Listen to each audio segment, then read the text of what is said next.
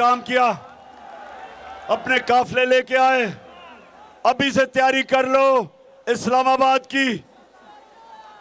आपको टिकट मिलेंगे तब जब मैं आपकी सारों की हकीकी आजादी मार्च के परफॉर्मेंस देखूंगा, फिर इंशाल्लाह आपको टिकट दूंगा।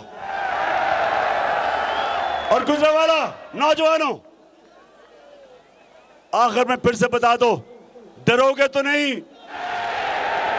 गर्मी तो नहीं लगेगी? कोई पहले मैं कहने लगा था कि पुलिस आपको रोकेगी, अब तो पता चला है कि हमजा को अपनी अचकन उतारनी पड़ रही है, इसलिए पुलिस की कोई फिक्र नहीं है। अब तो पुलिस भी आपकी मदद करेगी, बल्कि पुलिस वाले अपने घर वाले आपके साथ भेजेंगे इस्लामाबाद। पुलिस वाले नहीं भेजेंगे, जो सरकारी नौकर है उनके भी घर वाले आ रहे हैं हमारे साथ।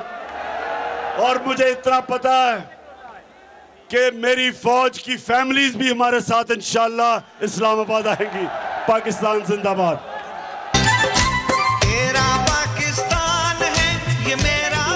इमरान खान का गुजरांवाला में जलसे से खिताब, उनकी जानिब से कहा गया कि जब मैं कॉल दूंगा तो इस्लामाबाद पहुंचना है।